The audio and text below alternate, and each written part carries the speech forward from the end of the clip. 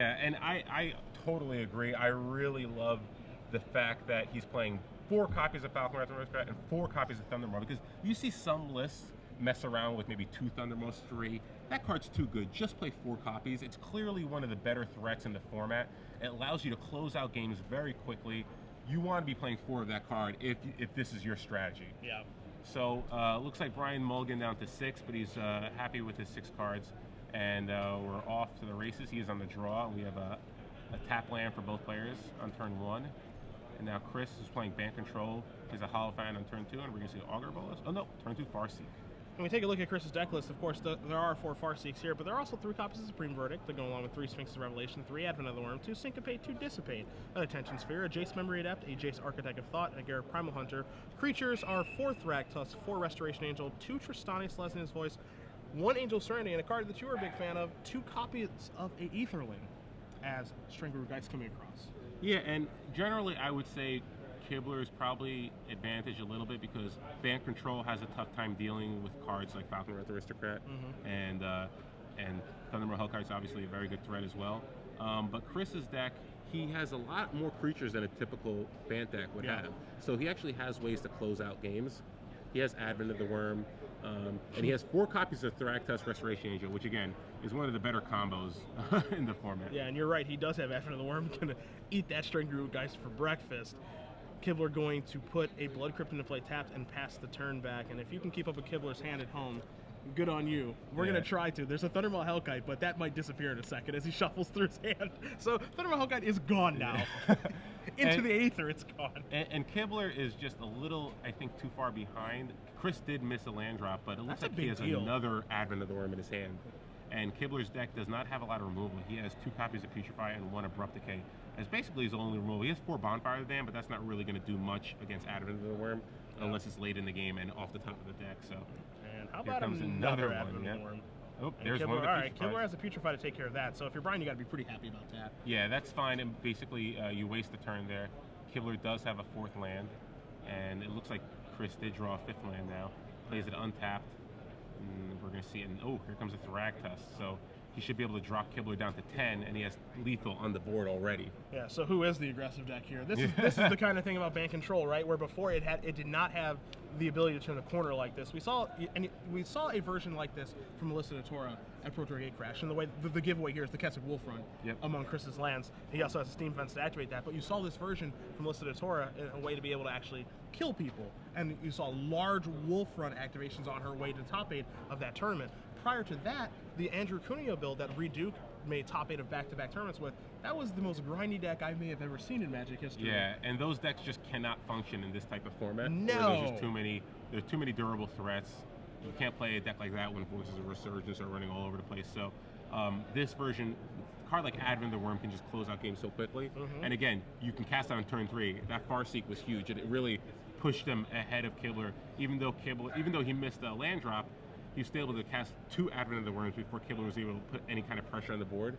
So, you know, Kibler had to even waste a turn using a Putrefy to, like, slow the bleeding a little bit. So yeah, I mean, look at Brian right now. I mean, the easy thing here to do is just look at the deck names underneath each player. Band Control, Jund Aggro. Brian right now is trying to figure out a way to stabilize or not die against a Thragtusk and an Advent of the Worm token. There's a Kessig Wolfrun down there. He also has to put into consideration of what if my opponent has like a red source in his hand that he's sandbagging or just peels off the top of his deck. All right, that's a nightmare. You know, what can I do to get myself out of the situation because he's staring at a Huntmaster that fells. Huntmaster don't do nothing against these guys that are in play right now. It's basically a Huntmaster to buy myself a turn to try to draw maybe a 5th land, and maybe Thundermaw can get me back into it. Yeah. But, you know, again, Chris has a Sphinx of Revelation in his hand too, so it's difficult to race a Bant deck when you're already behind and they have life gain. Yeah. You know, Advent of the Worm is the one card that really just changes everything for these Bant decks, and it's kind of funny where we talk about all the decks that we may see, we may or may not see this weekend. Excuse me. We even ran down the list of decks that some of the top players in the room are playing. At no point did we really consider Advent of the Worm among any of those decks. We didn't even mention the card for the most of this weekend, and that card is incredible. I mean, look what it's done to this game alone. It has changed the way the Kibler has to play this game completely while letting Chris go on the offensive. It's just, it's fantastic. And here we see Tristani come down prior to combat, so in case the Thragtusk does die, he'll gain 3 life when the Beast token comes into play. Yeah. So I like that play by Chris. Not sure, I maybe would have preferred to cast Sphinx of Revelation to just guarantee myself drawing 3 cards, as well as try to get some, like maybe a card like Detention Sphere, or maybe a Garruk Primal Hunter. But either way, still pretty good shape here. He's attacking for 5. Kibler is at 12. He doesn't have to block right here. He can choose to trade with the Stringer Geist though. Yeah, I mean, decisions, right, for Kibler here in a big way, because if he does trade with the Stringer Geist, then the token comes into play for Herron. He's able to gain 3 life of Tristani, and then the populate mechanic is actually on as well. I mean, I'm probably going to populate a 5/5 instead of a 3/3, but, you know, just in case Kibler does draw another Putrefy to take care of the worm, he does have something else to populate. So this is a very difficult situation for Brian, and he is going to block and trade, and, you know, 3 life is going to be gained here, assuming that Herron does remember his trigger and pass the turn back. Now, remembering the trigger here is a big deal, I think. Because, you know, Kibler's not... I'm not sure Kibler has quite enough damage to close things out. He has the Thundermaw and the Aristocrat. So unchecked, that's still only 14 damage. So if everything goes according to Kibler's plan, that's basically the most he can do right now. He's going to have to chump block next turn. So not sure Kibler has just enough damage, but let's see what he does this turn. Looks like another Huntmaster is going to come down. So it looks like to me what he's setting up OSIP right now is he's kind of gumming up the board a little bit. Huntmaster going to gain 2 life, push himself up to 14, put another Wolf token into play. He has 4 Bonfire that he has to draw to. Now he has 6 mana. So Bonfire up the top would be for 5, which would actually clear everything up.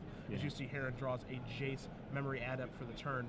But I think that's what he's trying to set up right now, is a huge Bonfire to swing things back in his favor. Yeah, a huge Bonfire, plus if he can navigate some of those flips with the Huntmaster, if he can maybe block a couple here and then do 4 damage with both my Huntmasters on my turn, maybe reflip them, maybe Chris doesn't have a play, maybe he just populates this turn, you know, definitely in a position where top deck Bonfire would be perfect, but maybe he can sort of navigate something here with those Huntmaster Fells.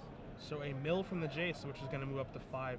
Herron draws another Tristani, mills a Blood Crypt. That's not a Bonfire the damn. Yeah, and if it's Bonfire off the top, it literally wipes out everything Kibler draws. I'm not quite sure. There. Yeah, I'm not sure what Chris is trying to do. He's already ahead right now. I think he has to try to press his advantage.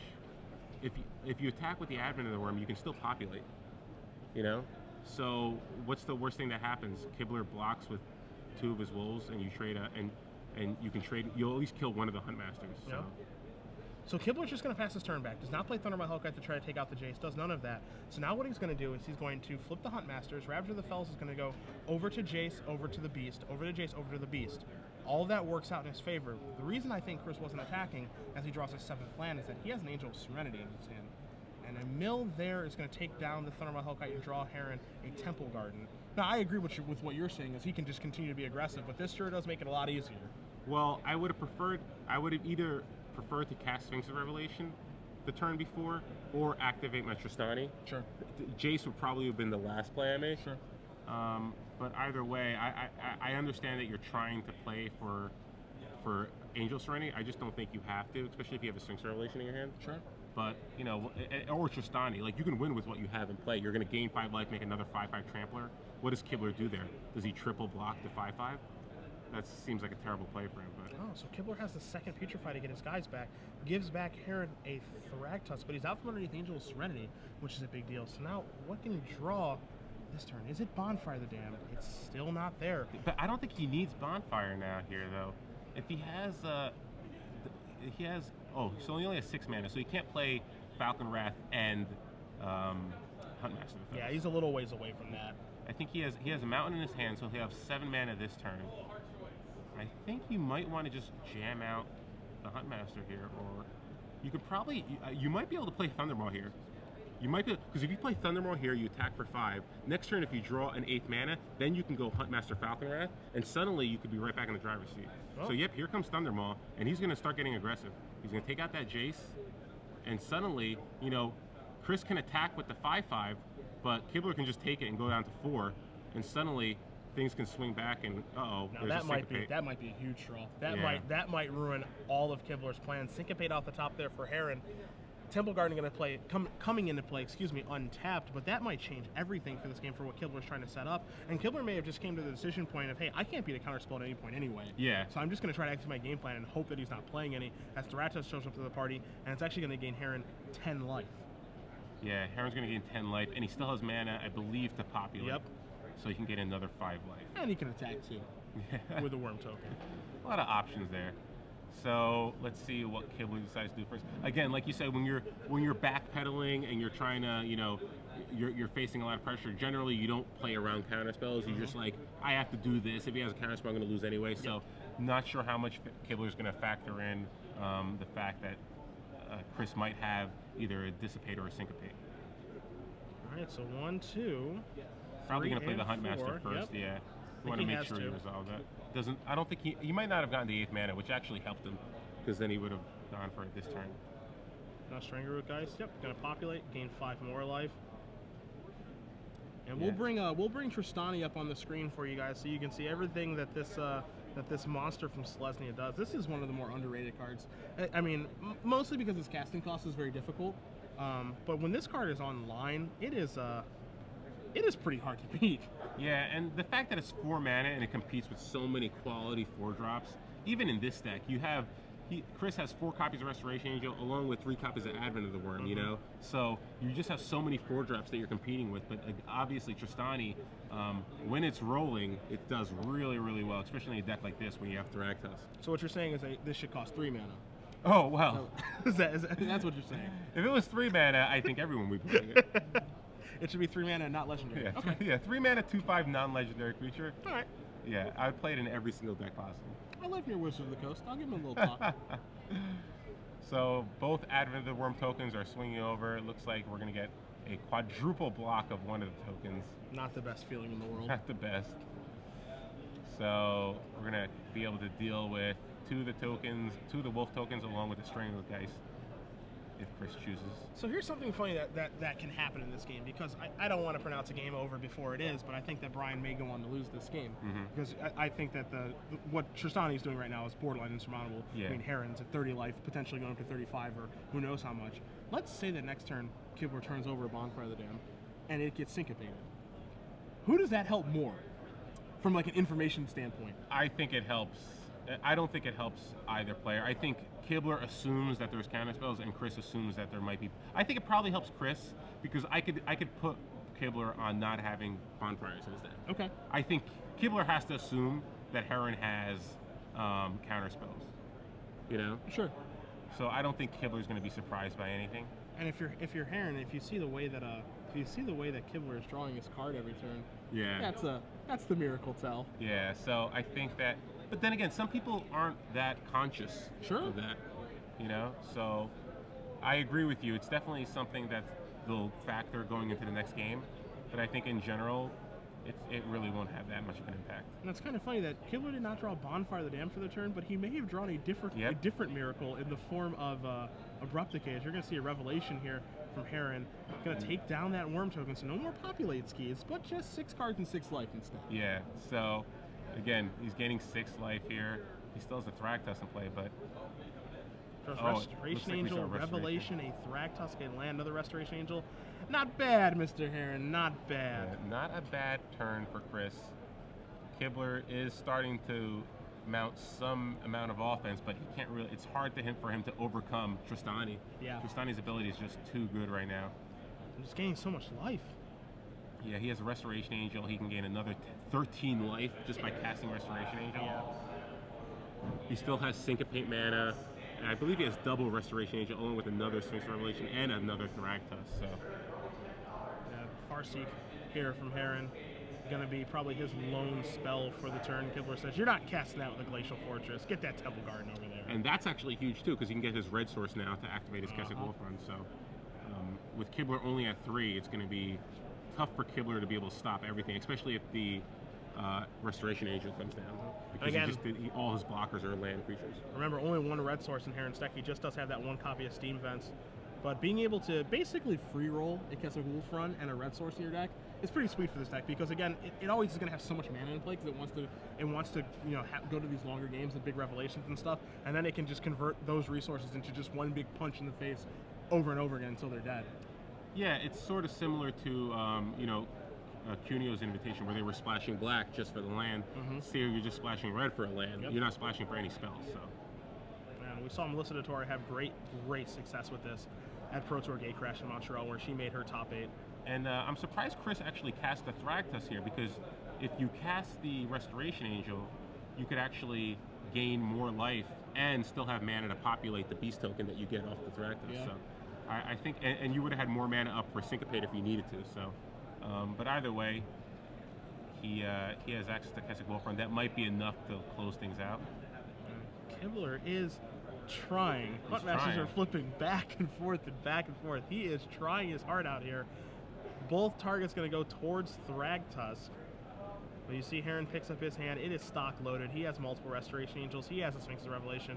Restoration Angel looks pretty good right now to make sure that Thragtusk lives. It's going to make sure the Thragtusk lives, and again, gain you 13 life. Yeah. It might be more than 13, I'm sorry, right? 16, because the token. Yeah, so it's 5, 10, 11, 12, 13. Yeah, 16. Just 16. Just 16 life. And also gives Chris a very solid attacker next turn to make sure that Kibler dies. Kibler, if Chris tried to kill him with the Thragtusk and Kessig Wolfrun, Kibler might just be able to gang block and soak up enough of the damage. But with the Flyer, Kibler has no Flyers to block other than the Thunderbolt Hellkite. So Kessig Wolfrun plus Restoration Angel would probably be enough to kill Kibler, short of removal spell. Looks like we may be getting a beast token out here. I'm not sure if you remember the trigger for the beast token or not. I'm assuming that Herron did, but I could be wrong about that, as there's no beast token in play just yet. Okay, he's so going to come across with Thragtusk. Yeah, it looks like we might have missed the trigger there, and Thragtusk is now attacking. You can see Kibler separating the lands, figuring out, all right, how much is this Wolfrun activation going to be for? How much damage do I have to try to soak up? So it looks like he has to soak up 6 damage here. Or, I'm sorry, 5 damage. Because that Wolfrun can get activated for 4. So gonna put Thragtusk to a 9. Yeah. So he can choose to block with Stranglegeist and the Wolf tokens. Probably his best bet. Keep those Huntmasters around. If he has 2 spells next turn, he can still flip them again, gain some more life, and gain some more blockers. Yeah. You and Brian thinking alike. Yeah, I think Kibler is obviously trying his best, but again, it is so difficult. The amount of life that Chris is gaining each turn is just so overwhelming. Even with this block, Chris is going to kill 2 of Kibler's creatures and still gain 3 life because he gets a beast token into play. So it's just slowly but surely, Chris is just whittling away at all of Kibler's resources. And we're drawing another Huntmaster of the Fells. That'll be his 3rd one of the game. So he will be able to cast 2 spells this turn to reflip both those Ravager of the Fells. So he'll be able to get 2 more blockers into play along with gaining 4 life. But again, not able to put any pressure on Chris. So basically you're going to see the same thing that happened last turn happen again. There's always the threat of that Kessig Wolfrun activation looming. Yeah, that's the scary part. I think Restoration Angel, I don't even think, if Kibler just taps out here, then Restoration Angel is just going to kill. Restoration Angel is just going to kill Kibler next turn. Yeah. All right, here's another one. So going to blink out, gain a bunch of life. See if Herron gets his beast token this time. Yeah. Yep, So and Brian's just going to pick it up. Kibler's not even bluffing anything there. Obviously can't deal with double Restoration Angel, Kessig Wolfrun with that much mana and being only at 7. So Chris Herron's going to win game number 1 here with ban control over Brian Kibler playing his innovative Jund aggro deck. We're going to go to the sideboards for you guys. We'll take a look at Kibler's first, since he's going to be down a game and being playing first for game 2. Well, he has 2 copies of Rurik Thar, the Unbowed, in his sideboard, which is a pretty interesting card. We didn't see Chris cast that many spells in this game, so but in general, I still think you're probably going to bring this card in. It's got Vigilance. It deals 6 damage to anybody trying to cast a spell, so it's pretty good against Sphinx's Revelation. So Rurik Thar I could see coming in. 3 copies of Domri Rad again. Another Planeswalker. Usually good against control decks, but the fact that Chris plays so many creatures and he's able to actually attack Domri Rad, not sure how effective it's going to be in this particular matchup. It's a card that really shines against a deck like Esper Control, but against like a deck like Bant Control, where they can actually cast like Advent of the Worm, Restoration Angels, and Thragtusk, and they're beating you down. can be a little tricky, but I think on the play specifically, I think Jund aggro probably still wants this card. Has one copy of Garrett Relentless. Even though it's a Planeswalker, I don't think you probably want it in this matchup. He does have 2 copies of Thragtusk, 3 Olivia, 2 Rolling Trembler, 1 Abrupt Decay, and 1 Zealous Construct. I could see Zealous Constructs coming in as another way to deal with Angel Serenity. I also like the Olivia Voldera, because Chris's deck doesn't have a lot of spot removal, so Olivia could just take control of games. Yeah, all by itself. Yeah, all by itself. So I like Olivia coming in. I like Rurik Thar, and I like possibly 1 Zealous Construct along with maybe some Dharma Rods. He has 1 Abrupt Decay in his main deck, which isn't very good in this matchup. That's probably coming out. He has 4 copies of Bonfire and 2 copies of Varel's, the Scar Stripe. I'm not sure how much I like Bonfire in this matchup. I mean, I know there were a couple turns where if he top decked, it would have been great for him, but I don't think you really need 4 copies. I think you could chase some of those numbers. I just don't. I think there's too many situations where it's not going to be very good, especially if you're in play. Yeah, I mean, there's also the situation too where hard casting one is not even close to like realistic. Yeah, I just don't think you can afford to have one in your opening hand in this matchup. So I probably see some of those coming out as well. Take a look at Herron's sideboard here. 1 Witchbane Orb, 1 Assemble the Legion. We'll go 1 Detention Sphere, along with 2 Pithing Needles, a Staff of Nin, 2 Negate, 3 Simic Charm, 2 Rest in Peace, and 2 Rocks Faith Menders. Faith Mender, typically a card I like against aggressive strategies, but I actually don't like it against this one. Just because Kibler is so hell-bent on going over the top of the opponent instead of fighting in the trenches on the ground, because if he's trying to win on the ground, he got no shot to do that. You know, he needs Falkenrath Aristocrat and Thundermaw Hellkite to actually win him the game. So I think that, you know, Rock's Faith Miner is interesting because it's able to gain Herron a lot of life, but I don't think it's going to ever block very much. Well, I think it still might come in just because he saw Stranglegeist and he saw Huntmaster the Fells, so it's good at holding those guys off. He has some Planeswalker in his decks that aren't very good in this matchup, so you definitely kind of want to board those out. Don't think you really want the Tension Sphere, especially since you saw the Abrupt Decay. Yep. So you might want to board those out. Although, again, I think a card like Assemble the Legion might be pretty reasonable against a deck like Kibler's, just because, you know, it's going to allow you to hold off the ground if you can actually just make sure he doesn't. Again, Falkenrath Aristocrat and Thundermaw Hellkite are probably the cards that you have to fear the most, but he didn't see Falkenrath Aristocrat that game. He only saw Thundermaw. Yep. So I'm not sure how prepared he'll be for the Aristocrat or not. He might be just thinking this is just a typical Jund aggro deck. He's got Stranglegeist. Maybe he's not sure about the Aristocrat yet, but I kind of like Faith Bender just because even though Kibler's best cards are all in the air, I still think they hold off the cards that you don't want to lose to the cards that you shouldn't lose to. Like, you don't want to lose to Stranglegeist, you don't want to lose to Huntmaster. Sure. I think Rock's Faith Bender basically ensures that you don't do that. There's certainly a chance as well that Brian did sideboard those cards out. You know, I wouldn't be terribly surprised to see Kibler side out Stranglegeist because it's so much work to be able to get it through for. You know, on the play, I think it's a lot better than on the draw. Yeah. I'll give you that, but it's a lot of work to get that thing through for, you know, 2 or 3 hits. That's true, but I think, you know, I still think Kibler puts Chris on being sort of like a Bant control-ish deck. He saw Jace, so maybe he's just like, all right, Chris isn't going to get that kind of draw again where it's like double Advent through the Worm, Thragtusk, Tristani. Yes, Stranglegeist is bad against that side of the deck, but it's very good against the deck where it's like Syncopate, Supreme Verdicts, you know, that side of the deck, you know, Think Twice. Yeah, so the non-creature side. Yeah, so I think if Kibler is going to be on the play, he can't afford to make his deck less aggressive, because if Chris doesn't have a Farseek, turn 2 Stranglegeist, turn 3 Flint of Core can almost win the game on its own. Yeah, I mean, that'll get in for, you know, in between 7 to 10 damage by itself, and then the Flyers are just on cleanup duty. And then the Flyers are to clean up duty. Yep. So I don't think Kibler can afford to board out the early drops in his deck, especially being on the play. Maybe on the draw. Sure. We see Herron's going to take a mulligan down to 6 here. Again, if you guys are just joining us, Osa Lodavich, Cedric Phillips here in the booth. Star City Games bringing you guys Grand Prix Miami, as Herron does not look particularly pleased with his hand. You can join us on Twitter. Tell us what you think he's got over there at SCGLive, #GP Miami. We've got some luminaries out there tweeting at us. One of them, Luis Scott Vargas. Perhaps you've heard of him. Yes. Luis saying, and I quote, he does not think there's going to be a lot of Bant Hexproof moving forward. Quote, you won't have Bant Hexproof on camera for very long, that's for sure.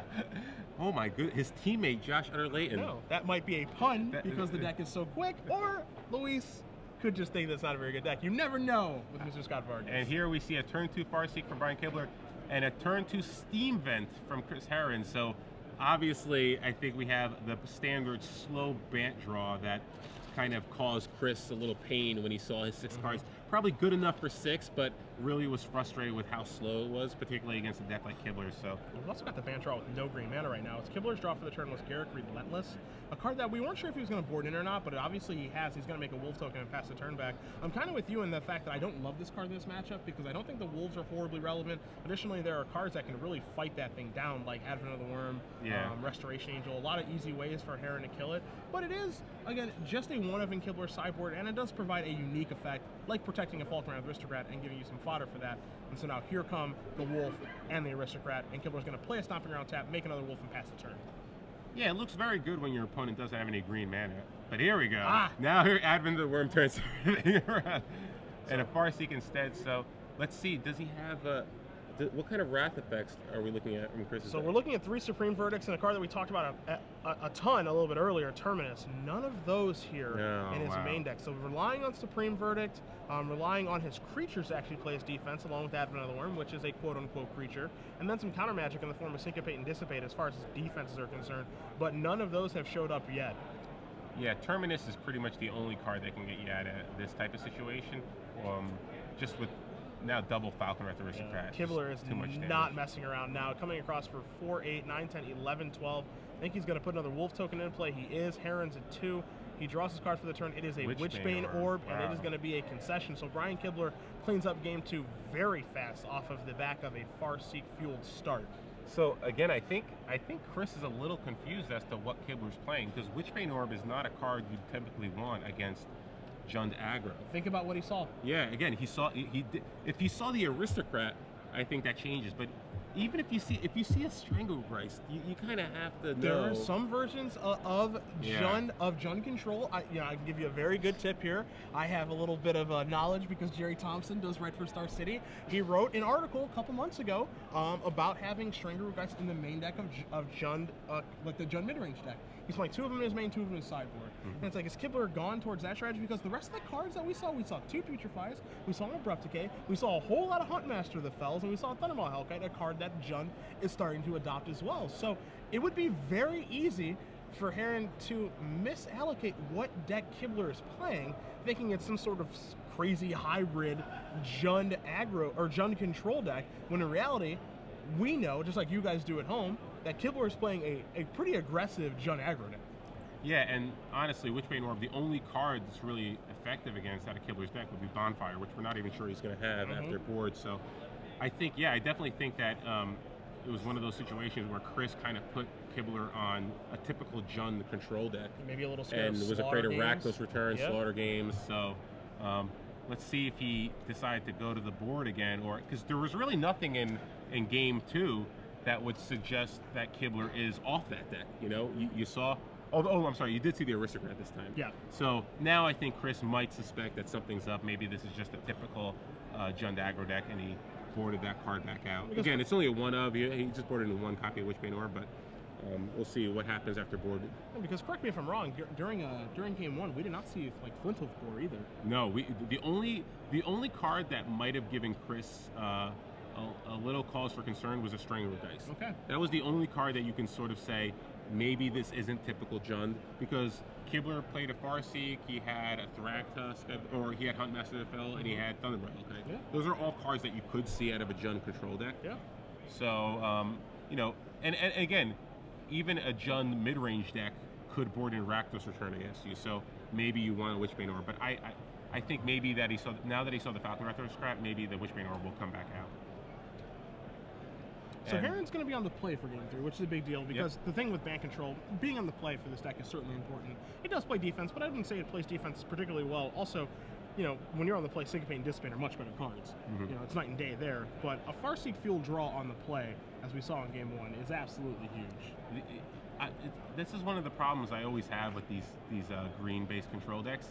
And even with Jund, it's like the deck looks amazing when you cast Farseek on turn 2. Yeah. But when you don't, it looks just like a very average deck. Yeah, it looks like the most fair deck in the world when it doesn't have Farseek. And turn 2 Farseek is probably my least favorite play in Magic because it makes certain decks look better than they really are.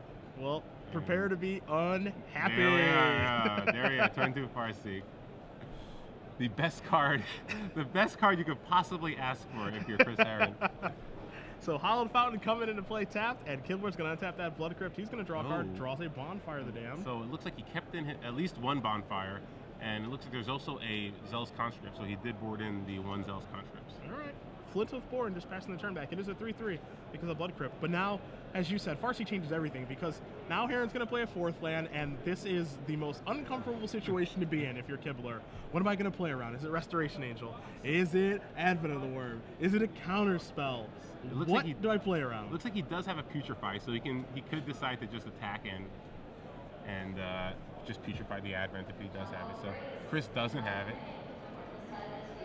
and Kibler just has to pass the turn back in a situation where I'm sure he would love to add something to his board, as now Thragtusk is going to join the party.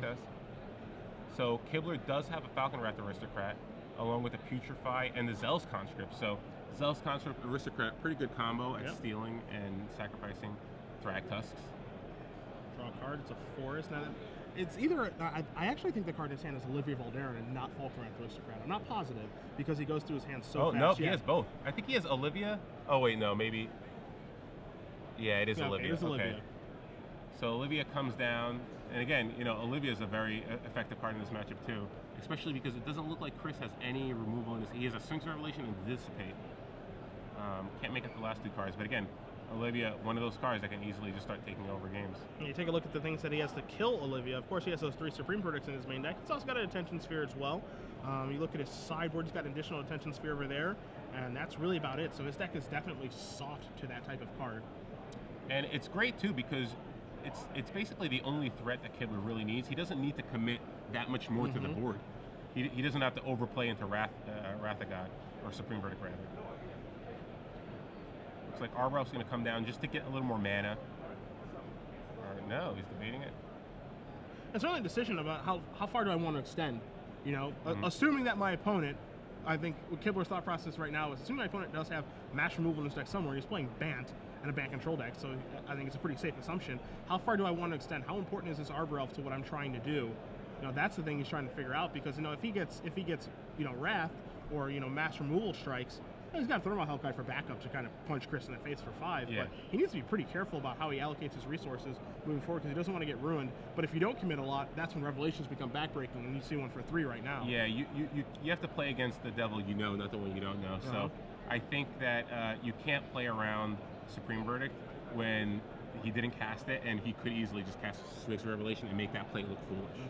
And Sphinx Revelation for 3 netted Herron another Thragtusk, an Angel of Serenity, and some other cards, but then he just drew another Sphinx Revelation for the turn. So he's doing something we haven't seen in a little while, which is what made these Bant decks so powerful, which is chaining Revelation into Revelation. Yeah. And here, great play by Chris. He's going to attack. Kibler naturally assumes he has a Supreme Verdict, but, you know, he doesn't. He just forces a trade there, and he passes the turn back. Yeah, we're nice and some mana here. So is maybe another Thragtusk going to come into play here? He's got 4 mana. Oh, so okay, he does it's a have verdict. A okay, verdict. sure. Okay. So in that case, I'm not sure why he attacked first. So I think maybe his thought was that Kibler would not block, and he could cheat 5 points of damage. I don't think you can make that play against someone as good as Kibler. Yeah. I understand trying to, you know, make a bluff attack against certain players, but when you're in round 5 of a Grand Prix and you're playing against a Hall of Famer, I just make the safe play. Yeah. Cast Supreme Verdict first, get a 3/3 afterwards. So now Kibler, predictably, is punishing Herron now with a Thermal Hellkite, so he has backup in a haste creature, so he can reload. That's what makes the deck so powerful. Yeah. Is that, you know, mass removal is pretty good against the deck because it takes down the doofuses.